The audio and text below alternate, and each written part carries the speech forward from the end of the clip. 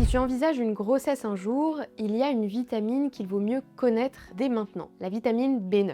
L'acide folique est la forme synthétique utilisée en supplémentation de la vitamine B9, tandis que les folates correspondent aux formes naturellement présentes dans les aliments. La vitamine B9 est une vitamine hydrosoluble essentielle impliquée dans la synthèse d'ADN et d'ARN, la division cellulaire, la synthèse de globules rouges et le métabolisme des acides aminés. De tels rôles justifient pourquoi elle est particulièrement cruciale pendant le développement embryonnaire et la croissance fœtale, qui implique des divisions cellulaires massives, une croissance tissulaire importante et un volume sanguin maternel qui augmente. La vitamine B9 augmente le statut maternel en folate. Un faible statut en folate chez la mère augmente les risques d'apparition d'anomalies du tube neural chez le fœtus en développement. Le tube neural est une structure embryonnaire précoce qui donnera naissance au cerveau, à la moelle épinière et au système nerveux central. Le tube neural se ferme extrêmement tôt, entre le 21e et le 28e jour après la conception,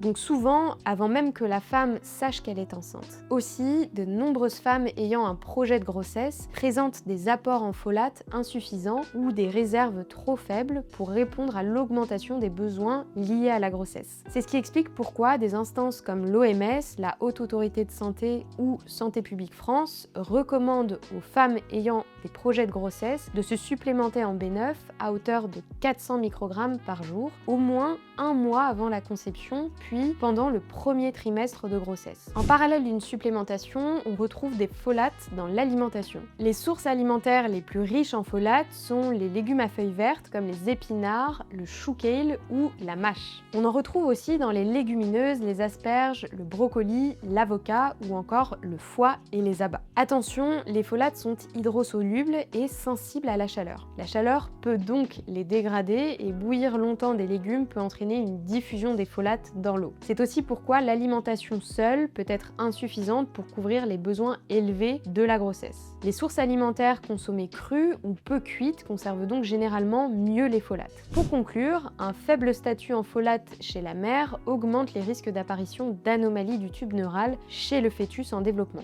De nombreuses femmes ayant un projet de grossesse présentent des réserves en folate insuffisantes face aux besoins accrus de la grossesse. Il est donc primordial qu'elles se supplémentent en vitamine B9 à hauteur de 400 microgrammes par jour, un mois avant la conception, pendant le premier trimestre de grossesse et parfois même après. Dis-moi en commentaire si tu savais que la supplémentation en vitamine B9 devait commencer avant la grossesse. N'oublie pas de t'abonner si ce n'est pas le cas et on se retrouve bientôt pour de prochains décryptages nutritifs.